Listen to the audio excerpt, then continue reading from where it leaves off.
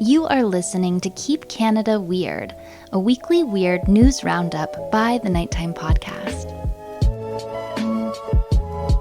Hello, listeners, and welcome back to the weekly Keep Canada Weird discussion series.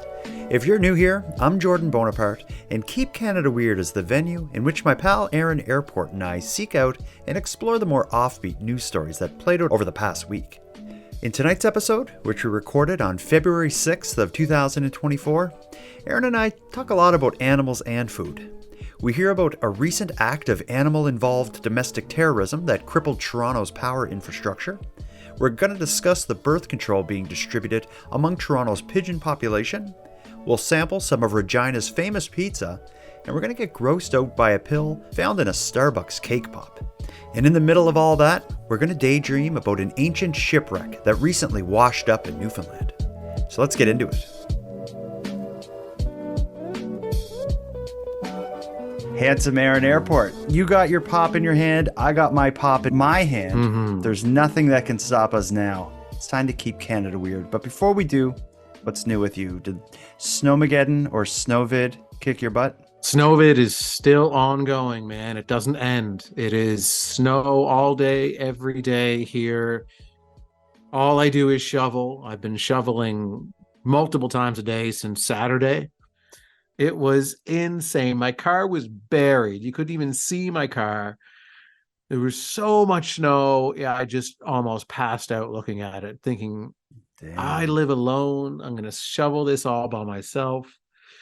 Like an idiot. Oh, it was unreal. And you were in Cape Breton, which is considered like ground zero of the snowpocalypse. Y'all got whacked so bad that your mayor declared a state of emergency. Yes, the mayor of our municipality declared a state of emergency. However, the premier of Nova Scotia disagreed about that.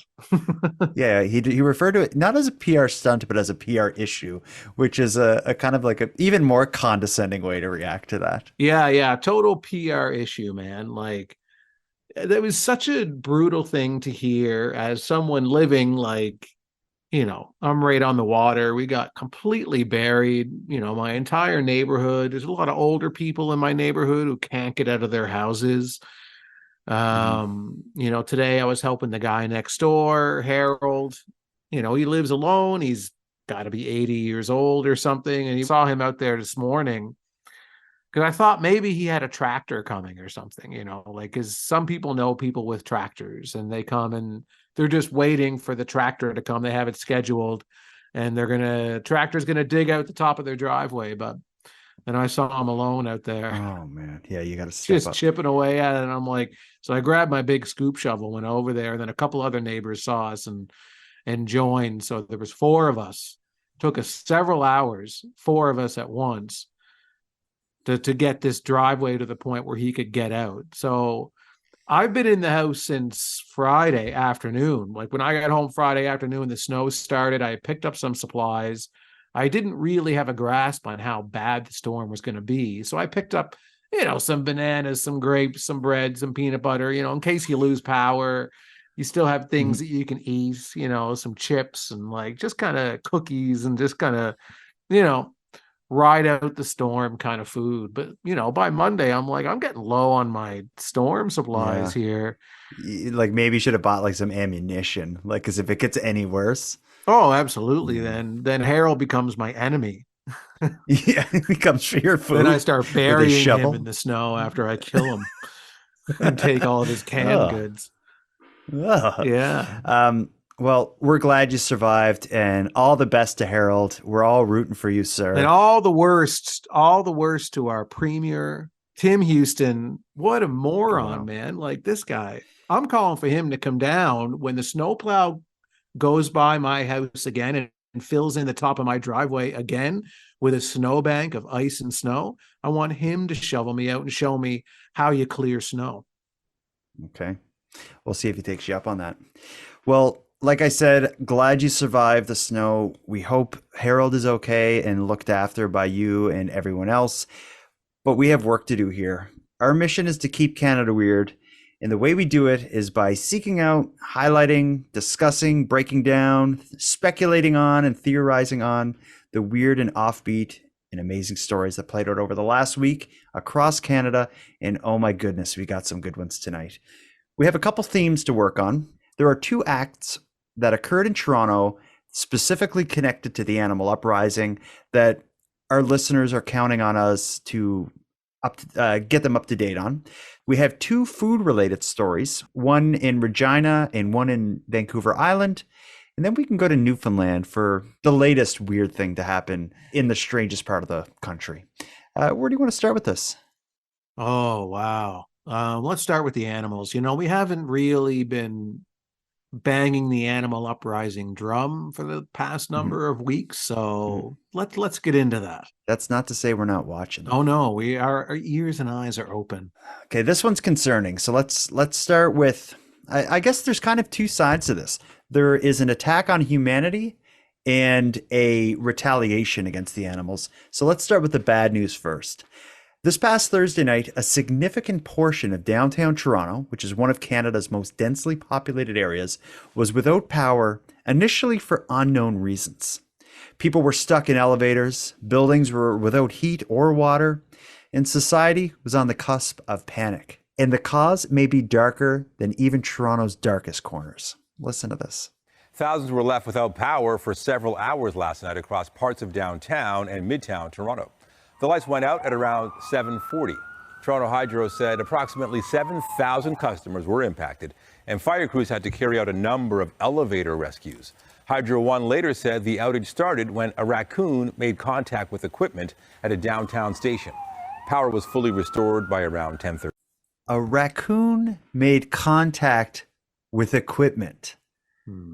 We have to read between the lines what that could mean, because that's pretty vague. Are they saying it was an attack? Are they saying it was an accident? What does made contact with equipment? What does that mean? What happened here? Oh, I know you don't work for Hydro, Ontario, or Toronto, or whatever it is, but well, it's the animal uprising. It's one of the first very calculated attacks that we've seen since we've been ringing the alarm bell for the animal uprising. it's definitely a raise of the bar because it involves technology. It's attacking critical infrastructure. They say a raccoon made contact. If this was some kind of lone wolf attack by one raccoon, effectively, which it appears he or she has, I don't know. That is scary to me. I agree. See what this looks like. And for anyone who's maybe a newer listener and isn't familiar with our theory of the animal uprising, we've been kind of tracking this story for years now, how we theorize that the animals are uprising, they're planning an uprising to take back the earth, and it's been happening a lot in Canada, and as we've been learning around the world as well. And what this attack looks like to me is showing what they're capable of, like a test attack. So in order to take down humanity, we all know that taking away our power, our ability to access technology, takes away our ability to defend ourselves in a lot of ways. It puts us on an even playing field when animals and humanity go head to head. Without electricity and power in a city like Toronto, oh man, in winter. Yeah, and technology is our greatest asset. When the animals look at us, they don't have technology, and they see us with all of these instruments that we can use to defend ourselves. They take away our power. They take away our ability to use that. And who better suited? What animal better suited for this kind of an attack than a raccoon? They have a mask around their eyes. They're stealthy. They work at night. They work undercover. They're quiet. And their hands are very capable of performing an electrical act such as this. It is pretty terrifying. But as I say, this kind of two stories set in Toronto that occurred last week, one involves an attack on humanity, and one isn't, I guess, could be seen as an act of retaliation, but it's not specifically against raccoons, although it's certainly against animals. This act of retaliation is targeted at pigeons, which, Alongside raccoons are one of the most common sights in downtown Toronto. Let me just read you a short article and then we'll talk about this side of it. Louis Canseco gets anxious when he walks across the Yonge Street and Finch Avenue intersection because he knows he's directly in the line of fire. Not from cars or trucks, Canseco keeps an eye on the wires overhead where dozens of pigeons congregate feather to feather. Whether he can make it across unscathed has become a bit of a crapshoot. I've been hit with liquid 3 times in the last year, says Canseco. Now I cross it with an umbrella, rain or not. In an effort to humanely reduce the number of feathered bombers, the city has put some of them on the birth control pill. I live here just right across the street, and the pigeons are a nuisance. Richard Evans is among many Toronto residents that won't be taking any more crap from pigeons. They line up on this wire here across Yonge Street, hundreds of them. They have a habit of going to the washroom on the streets and cars and that sort of thing. Hello, little one. Esther Attard of Toronto Animal Services has heard many concerns similar to Evans. The city's solution, putting pigeons on the pill. It's a food, it's a bait, it's like a pelleted food, and we put it in an automatic feeder, and it sits on the roof, and it feeds for a certain number of seconds. That food acts as birth control for pigeons. At a cost of $24,000 a year, feeders were installed in 4 wards in May 2023. A 5th ward, Spadina Fort York, will be added to the pilot project later this month for an additional $6,000. It only has this contraceptive effect in species that have feathers and lay eggs.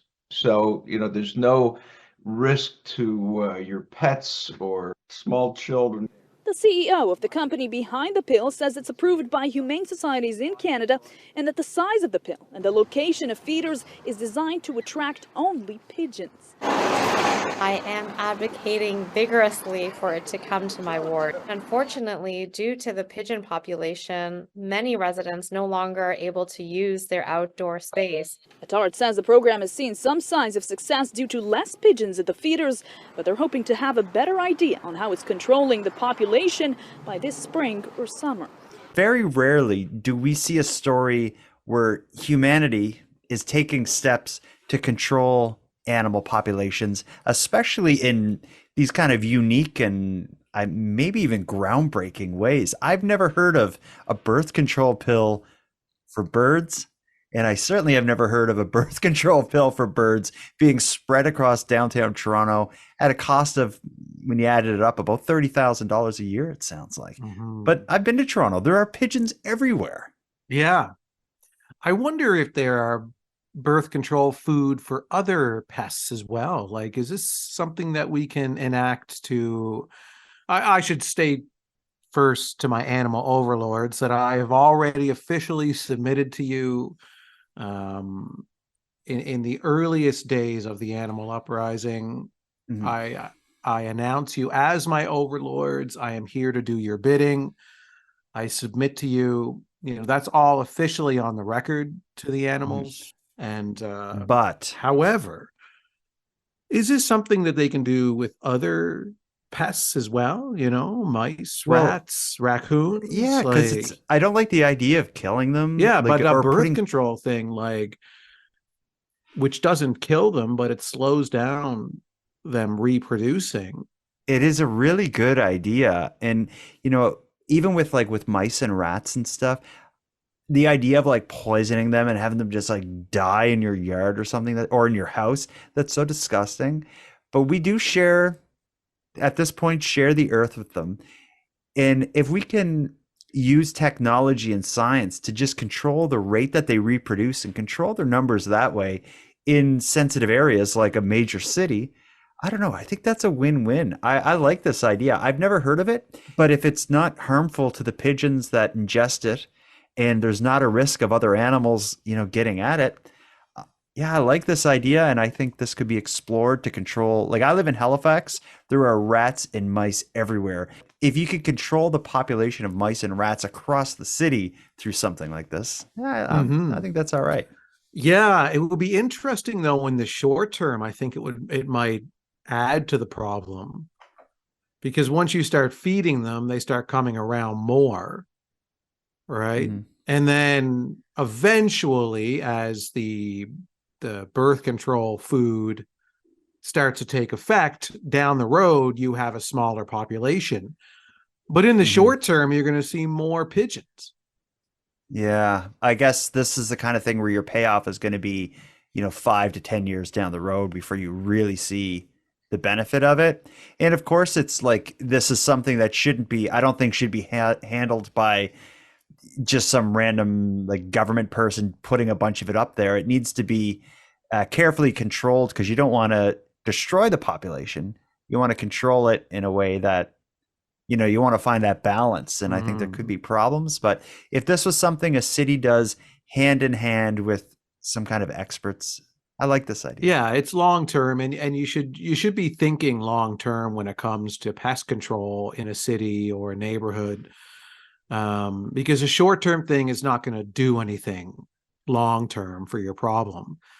So I think municipalities really need to start thinking more long term with pest control to control these populations, as opposed to being reactionary like their policies are now. But it is an issue when you go to downtown. When you go to Toronto, it's they're everywhere. Pigeons. You see them in Halifax, and I'm sure you see them in Cape Breton, but nothing like Toronto where they're just all over the place. Well, Toronto too has a lot of like street vendors selling hot dogs and all types of food trucks, and so you're seeing a lot of food on the street, especially like when you look at the garbage cans and stuff. They're filled with food. There's lots of stuff for them to nibble on in the streets of Toronto. Let's move on to another story. We're going to end the episode with our duo of food stories. Right in the middle of the episode, let's plunk down a mystery. How does that sound? Yeah, I like that. What do these three numbers mean to you? 709. 709. It's an old locker combination, maybe? No, it's the area code for Newfoundland. The reason I know that so well is, because I've called Newfoundland before, but I worked a job where I talked to people all across Atlantic Canada, and when a phone number showed up on my phone with 709 at the beginning, I thought, here we go. This is about to be interesting. It seems every person in Newfoundland just has that special Keep Canada Weird magic about them. But this mystery that takes us to Newfoundland isn't so much about people of today. It's about, I guess, people of the past. Last week, without warning, a massive overturned hull of a seemingly ancient ship has appeared along the southwestern tip of the province. At this point, best guesses are that the ship is over 200 years old and was massive. The wreckage itself is about 24 meters long, but that's only a portion of the ship that washed up.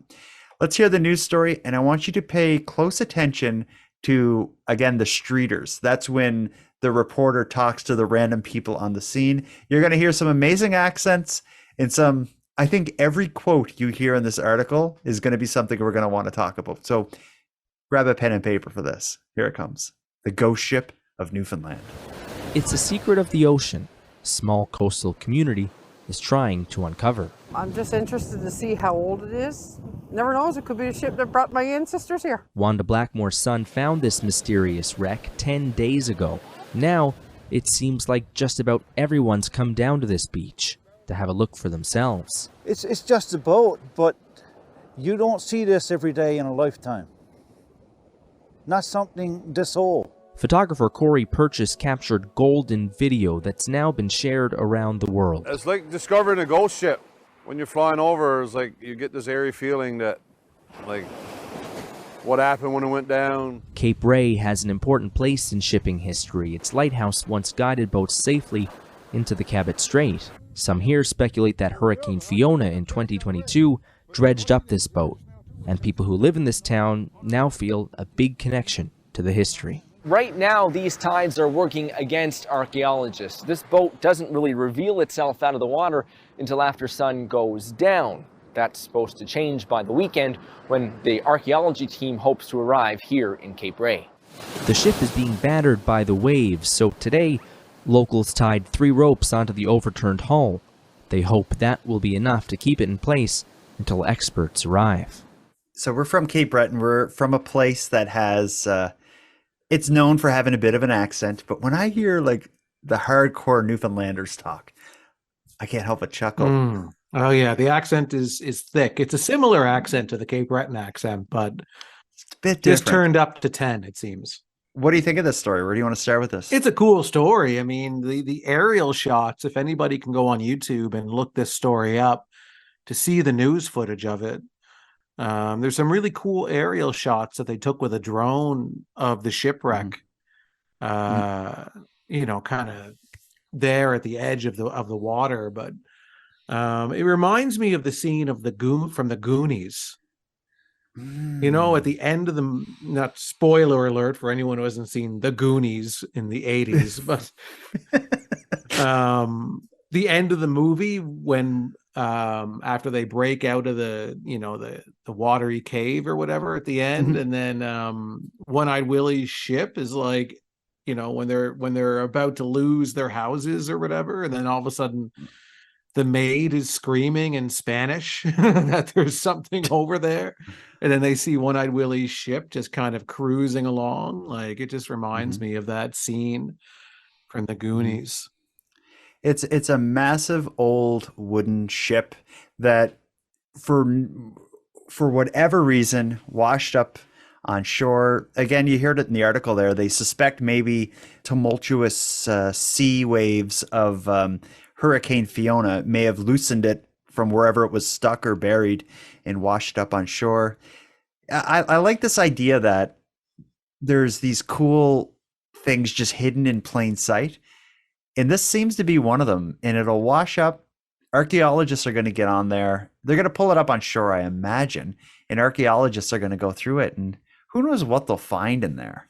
Because as far as I can tell, they at this point, they have no idea which boat this could be. There's no record of something similar having gone down, you know, in that immediate area. But it could even be from the other side of the world. But it does look like it's in good condition too. Like the drone footage you discussed, I watched that as well. And you know, for a 200 or 300-year-old boat, whatever it is, I think looks like it's in pretty decent shape. They're going to be able to figure out, I'm sure. Yeah, there's going to be lots of evidence on there to paint the story. Who owned this boat, where it came from, you know, what its deal is. So I'm super interested to hear all of that when it comes out. But but like you say, it's funny to hear the locals' reaction to it, you know. Yeah. It's not something you see every day in a lifetime. You know, it's something you see every day in a lifetime. Oh, it's like, what do you mean by that? Like, yeah, of course you don't. Yeah, it's a shipwreck. And every day in your life. Like, I was born, my parents were shipwreck investigators. Yeah. And I'm a shipwreck investigator. That'd be the only way, maybe. Every day I leave the house and there's a new shipwreck just sitting down there that no one has any explanation as to how it got there. Yeah, that's strange. I like the story, though. I'm excited to see where it goes. I'm curious to see what's underneath what we see in the aerial footage. If there's a body to the boat, there could be some cool stuff inside there. I don't know. I'm into kind of the maritime history. I like the idea of pirates and treasure. Of course, like being so close to Oak Island our whole lives. Like I think that's ingrained in us. So I like to think, you know, whenever there's some unexplained thing that happens, I'm first like, does this involve Oak Island? Does this involve Oak Island? Yeah. And if so, how? I think my granddad made me that way. He talked about it my whole, like from when I was a kid, my granddad was telling me about how, like, you know, I thought the most important things in my life growing up, when I grew up, were going to be like dealing with quicksand, acid rain, and the Oak Island treasure. Yeah, turns the out acid rain thing never really played out the way they told us it was going to. No, that was such a big deal. We were always told, like in the early 90s, like acid rain is happening. It's going to start happening more and more. And then when you're an adult, when you're growing up, when you go outside, you have to worry about acid rain. Thank God that didn't happen. Didn't play out the way they said, but I'm wondering. It would have been a nightmare. I know. Yeah, imagine. Be like, what's the forecast saying? Acid. Yeah, killer bees and acid. Acid all week. Like, I'm wondering though, is James Cameron interested in this? Like, when's James Cameron showing up on the scene of this shipwreck and going to start filming a new movie? I don't think he'll be there. We'll see. It's probably just a boring old fishing vessel. It's too big though. 24 meters. Is it? It isn't the entire boat. It's like people who are listening that aren't from the East Coast aren't going to know what I'm talking about, but it's like something like the size of like the Blue Nose or something. It's a long boat. Well, I don't know. Maybe it's just one rich guy's boat. And he was just true. having a party on there, and the party got crazy. The boat shipwrecked, and just a bunch of rich people died. Yeah. Rich people on cocaine. In the 1800s. In the 1800s. Like, we just discovered cocaine, and now my ship is wrecked. How am I going to explain this to my parents? Let's move on to the next duo of stories as that rich cokehead sinks. We got to talk about food. One of our favorite topics. It always makes me hungry, of course, when we do this, but there are two food stories that are begging for our attention. Do you want to start this in the armpit of the country, Regina, or do you want to go to Vancouver Island, the other armpit of the country? Let's get the first armpit out of the way. All right, let's go to Regina. I am excited for this one because I love pizza. You love pizza, but I don't think anyone loves pizza as much as this man in Regina. So there was a recent CBC News report that set out to examine why people in Regina believe that their pizza and the style of pizza that's associated with Regina is the best pizza. If you're unfamiliar, Regina-style pizza is unique that it's an extremely deep dish style pizza with adobe crust and a generous amount of sauce covered with layers of meats, vegetables, and cheeses. Instead of being served in slices, this style of pizza is typically cut into squares and served more like you would get like lasagna or something like that. But anyway, to explore this Regina-style pizza phenomenon, CBC interviewed a man named Jim Baton, who's the owner of Tumbler's Pizza, which is a very popular pizza in Regina. And when they talked to this man, let's just say that the pizza has many more secrets than you would expect. All styles of pizza are great. We just happen to be very fortunate to make the best pizza, the best quality, and the most passion in one pizza. When you're building a house, you have to have a great foundation, and the crust is considered the foundation. The sauce is boss. It takes 1 week to make the sauce. One of the biggest parts of our pizza. Shut all the cameras off in the building. I'm here by myself. There's only two people that know the recipe, myself and my son. Everything to do with that sauce is secret. We have a vault where we put the liquids, and not all the liquids are there. Some of them are stored somewhere else. And we have our spices that are pre-mixed. When we blend it, it takes 1 week to turn into what we do with it when we put it in the tomato. Once it marries that tomato, the game is over. It's a miracle happened. Mm-hmm. And when you go to throw it in the garbage? My garbage doesn't go anywhere near here, and it goes to undisclosed area. Anybody who has that recipe should have the passion behind the recipe. And our family has protected that for 44 years. How many do you make here a day? Well, that's a sort of a secret, but up to 300. Now, that was only a small portion of the full interview, but man, I've never heard anyone as serious about pizza and as good of a secret keeper as that man. Do you want to try this pizza? I'd love to try it. Yeah, I love pizza. If this pizza is as good as they say it is, it kind of looks to me just like a deep dish pizza. Yeah, but every part of it is secret. Like, think of the steps this guy has taken. He's taking. He has a vault where he keeps the liquid. When he's dealing with the recipe, he turns all the cameras off in the building. No one else is in the building as this man begins to do the delicate dance that becomes a portion of the sauce that has to be married to tomatoes to create magic. He doesn't even keep his garbage on site for fear of someone getting this recipe. But here's the thing. You buy the pizza, you take it home, you reverse engineer it, and then you've got it, right? How do you do that, though? Well, Area 51 has taught us everything we need to know about reverse engineering anything that we want. You know, the alien technology can be reverse engineered. So can a pizza recipe. It just takes time if you want to do it. It just takes time. Yeah, you just got to keep, okay, needs to be a little sweeter, needs more of this, needs more of that, less of this. Like, and you just keep trying it over and over again until it tastes exactly the way that their pizza tastes. With this pizza, though, there's more to it as well. Is that there's the ingredients, but also the time. Like he says, it takes like, did he say it's like a week or 10 days that the sauce sits there before it's even served? Well, he's already revealed that part of the secret. That's right. Keep a secret, bud, if you want to. I know. Don't go on YouTube and blab about how. Go on CBC. Yeah, you know, blabbing about how it sits there for a week. It's like, all right, well, that makes my job easier to figure out how this pizza is made. The restaurant he runs is called Tumblers, and I did some investigative journalism because I know someone from Regina, Madeleine Klein. I reached out to her today. I asked the question, or I presented the question, have you tried Tumblers pizza and is it good? Her response was, yes, I've tried it, and yes, it's super good. We used to order Tumblers after the bar because they were one of the only places open till 4 a.m. It's a Regina delicacy. Okay. It's good enough for her. So was this I want to try it. Yeah, I'd love to try it. Maybe if somebody sends you some, I'd be nervous to eat anything that somebody sent in the mail, though. Forget it. Scratch. How would you send a pizza in the mail? Well, you know, wrap up a slice and put it in a cooler and wrap up the cooler and mail it to nighttime.com and see what happens.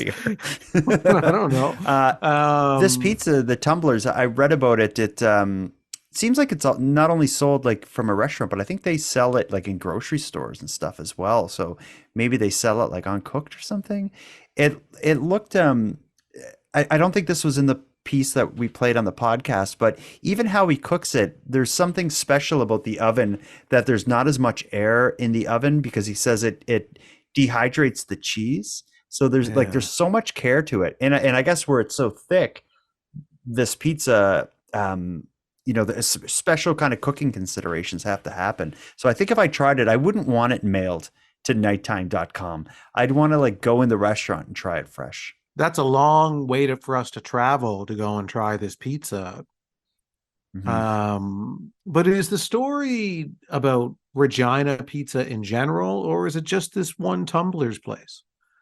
I think the story is how passionate this man is about the pizza and the secrets he's keeping and just the lengths he's going to kind of mythologize everything that happens in that restaurant when customers aren't looking. But if these are the kind of secrets he keeps about how he makes his pizza, what other secrets does this man keep in his closet, you know?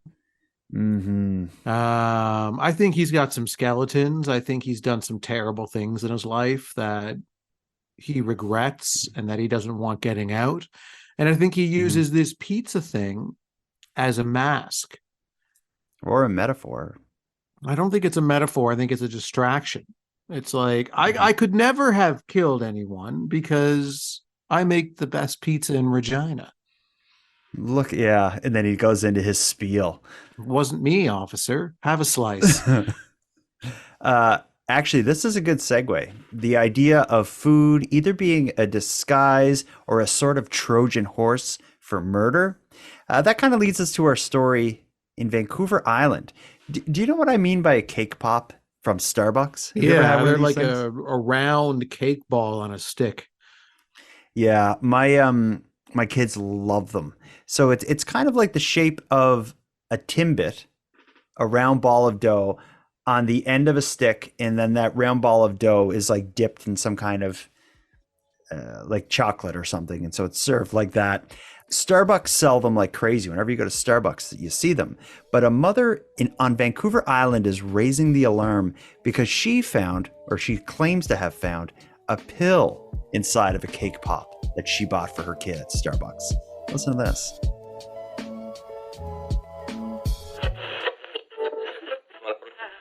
Sorry to pull you out of the episode like this, but I want to make sure you're getting every last drop of weird out of Keep Canada Weird. You may not know this, but Aaron and I have a Keep Canada Weird time machine. And every so often, we hop in and travel back to a weird moment in Canadian history. The results of our escapades are short, bite-sized episodes that supplement this weekly Keep Canada Weird discussion. You can hear the Keep Canada Weird Remember shorts on the Nighttime Podcast's premium feed or on the standalone Keep Canada Weird podcast feed. Our next journey is going to be to a beauty salon in Halifax, Nova Scotia, where in 2013, the face of Jesus Christ appeared in a very naughty area on a hardwood floor, but also naughty because Christ appeared in a private room for Brazilian wax procedures. The waxing shop has got to be one of the stranger places to find the Son of God. But if you look between the feet, the image of Jesus jumps from the naughty pine. My eyes immediately went to the floor. I did a second take, and then I thought, well, would you look at that? It's Jesus. It does sort of look like Jesus, doesn't it? Yes. That episode will be out on the premium feed and the Keep Canada Weird feed shortly. I hope you check it out. Now let's get back to this episode.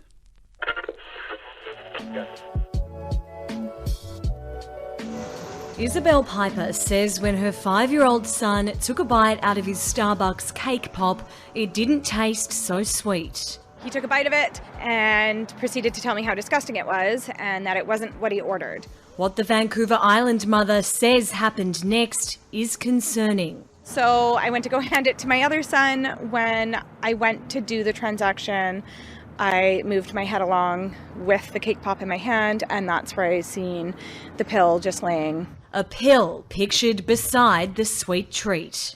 Immediately I freaked out, yelled at my son not to take a bite. Isabel believes it came from inside the cake pop. He took a bite of it and then immediately basically handed it over. RCMP Comox Valley confirmed to Global News officers are investigating the allegations that are said to have happened early Thursday morning at Starbucks' Courtenay location. Isabel says management there took her complaint seriously and stripped the product from its shelves. Customer care providing the name of the manufacturer who didn't get back to our requests for comment. Starbucks Canada did in a statement telling us it is investigating the incident. Delivering a safe and quality experience to our customers is our top priority, and we will act with an abundance of caution whenever a potential concern is raised. A cake pop's an easy thing to throw at your child while you're driving and going out, and I would be devastated if this happened to another family and their son or daughter didn't say anything. It's really just making sure that it doesn't happen to anyone else.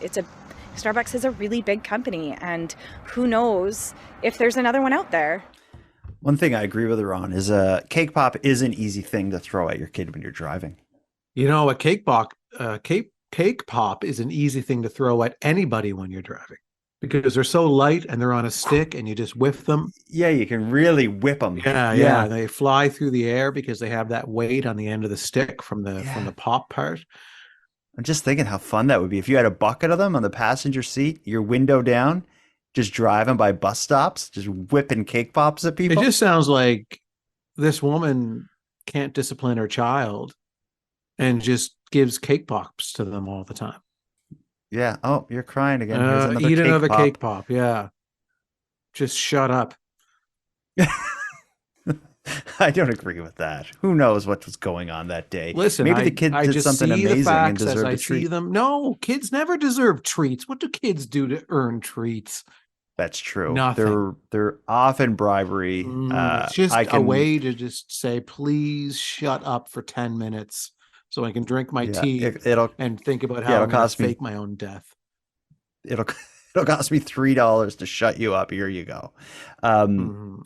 What do you think of this? Do you think it is well, actually, before I ask you that, or before you answer that, first thing is, I assume Starbucks made those, but by the sounds of this article, Starbucks doesn't even make the cake pops. They buy them from some other place. So when this lady finds the pill and goes to Starbucks, she's like, well, you should talk to the people who actually make them. So she goes to them, or CTV or whoever it was, go to them. They didn't get back to her yet. I assume Starbucks made those. So that's the first kind of revelation in this. And then the second thing is, how does the pill even get in there? Is it just some employee baker who has a headache and a bunch of pills in their pocket throughout the day and to take throughout the day and drops one into the batter or something. It seems a little weird. Well, the company that makes these cake pops knows that parents are just throwing them at their children to keep them quiet. So they're like, why don't we put cold and sinus pills in the cake pops? So if the parent is really looking for a good 2 to 3 hours of silence from their kid, the cold and sinus pill will totally knock them out. Maybe a little evil. I hope that's not what's happening, but I also I can't imagine someone just. I don't think someone did it maliciously. But how would it end up perfectly inside the cake pop? It would be, well, the way they make cake pops. I watched a YouTube video on how these things are made because I don't know why I watched it actually. I have no idea why, but I did watch a video. I think so. It's like you take imagine taking donuts and then like just mashing a bunch of donuts up and almost making like a dough out of them and then making a ball out of that stuff, putting it on a stick, and then they dip it in something. And I think that's how they're made. So I wonder if in the process of like blending it all together, but you would think I'm thinking someone could have dropped it in, but you would think Starbucks and whoever's making it for Starbucks, it wouldn't be like people doing it. It'd be this big automated thing. If they have these things all over the country in Starbucks everywhere, I doubt anyone is like getting that close to the food. Well, it's a small pill, and like it's not like they inspect every single cake pop that goes out the door.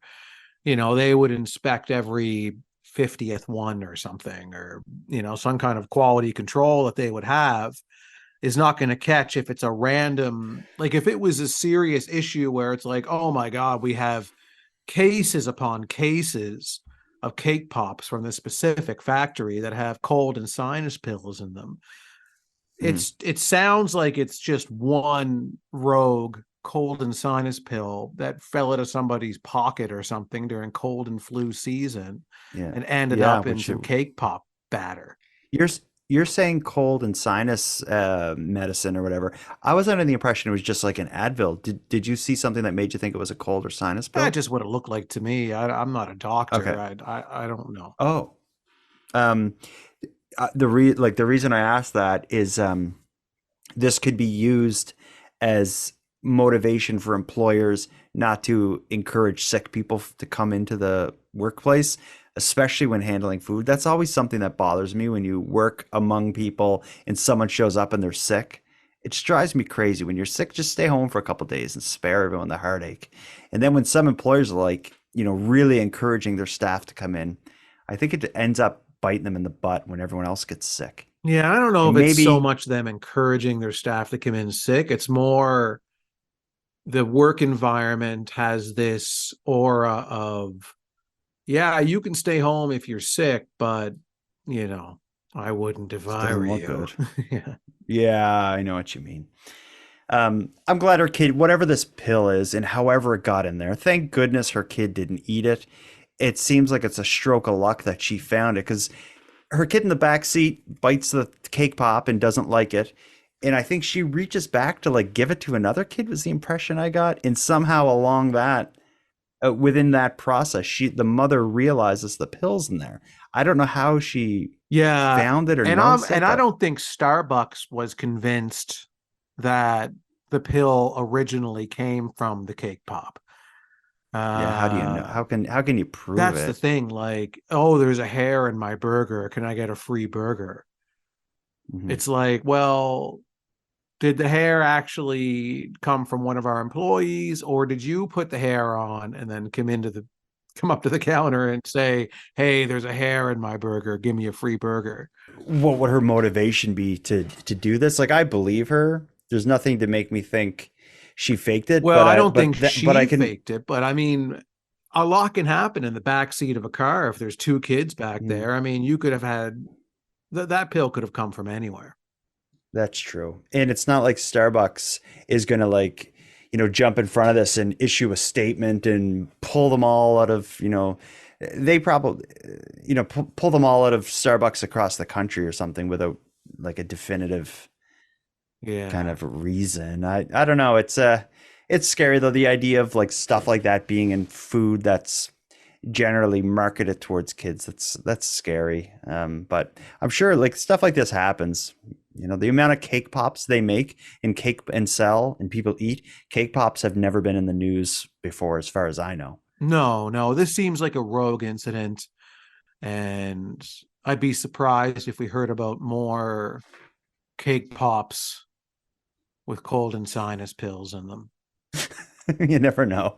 This could be the start of something. I mean, it could be a really good way for doctors to administer a medicine that kids. Oh God, kids don't want to take because it's gross, right? Well, okay. I do that at home. Yeah, you don't want to take this, medicine for your sickness. What about a cake pop? Do you want a cake pop? Like, yeah, I'd love a cake. Take it all in one bite and swallow. Don't chew. It'll be weird. Yeah. Who knows what the explanation is, but I guess good thing the kid didn't swallow it, because who knows what that is and what it could have done. We don't know. We'll never know. We'll never know. I'd like to hear from any listeners out there who enjoy these cake pops. If you have had a weird experience with cake pops or any other kind of baked good from Starbucks or any other retailer, I'd like to hear about it. I'm interested in baked good stories of all types. Yeah, maybe next week we'll both have a cake pop live on the show and see if there's a pill inside of it. Oh yeah, let's do it. I like that idea. And maybe a slice of pizza too. I just wish I do want to get that Tumbler's pizza someday. I love to try it. I love pizza. I love pizza in all shapes and sizes. And I'm very open-minded to some other region of Canada possibly having better pizza than Cape Breton Island. I know. It's just when you hear like this place has the best pizza, I can't help but be like a little apprehensive, because everybody says that. But I also say that because I believe the best pizza's in Cape Breton. Like I do too. I think pound for pound, Cape Breton has the best pizza, because every pizza shop is at least really good. There's not any terrible pizza shops. That's a good point. I don't think that there's one pizza shop in Cape Breton that can say it's the best pizza in the world or anything. But I think in a geographical situation where you have all these pizza shops, and even the worst ones are really good. That's a good point. Well said. Amen to that. Yeah, that's all I have to say. I covered Tim Houston. I covered Cape Breton pizza, cake pops. Yeah, I'm ready to go to bed. We're done.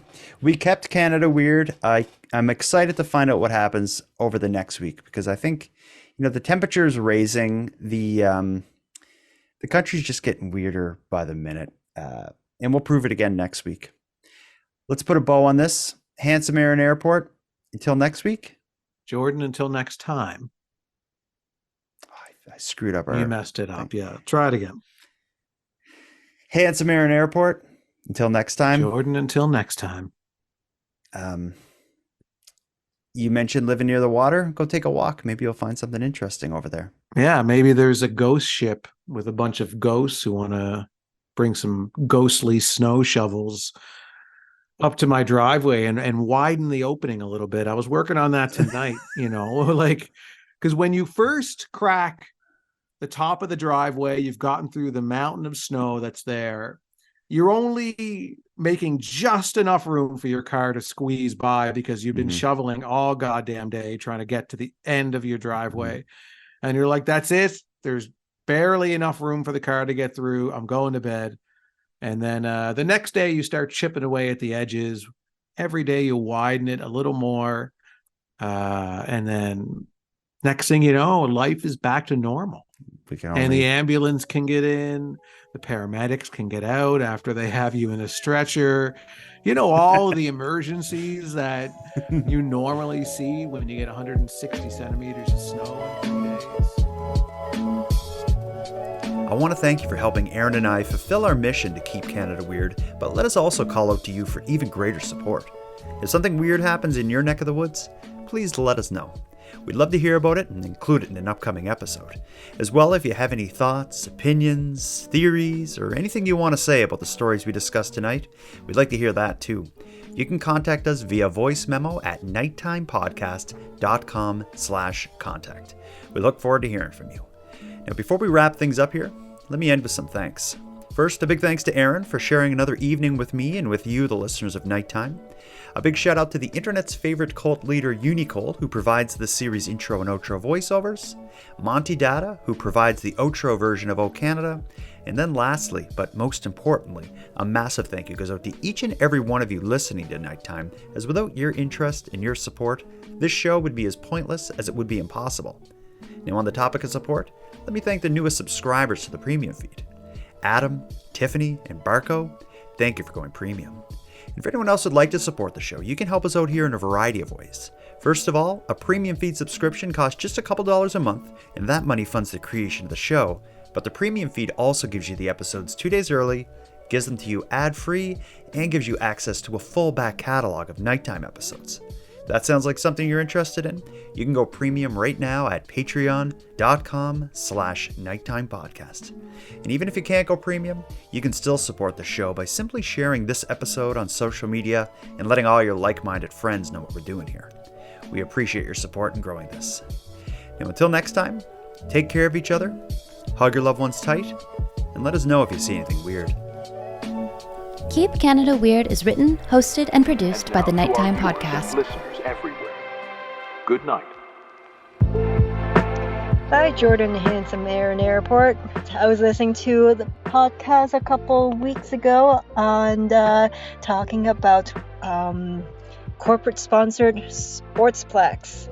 And I have came across one that is a little weird, not too bad, but it is the Mold Master Sportsplex. It is in Halton Hills in Ontario. It's about an hour away from Toronto. I mean, I'm sure they are a respectable company, nothing weird about them. I'm 99% sure that it is a mold injection factory, so nothing weird there. But my weird brain keeps bringing me back to mold, as in the green stuff that grows on your cheese in the back of the fridge after a year. So, putting that together, I'm thinking that is a pretty weird name for an arena. Enjoy the podcast, keep up the good work, and see you soon, or listen to you soon.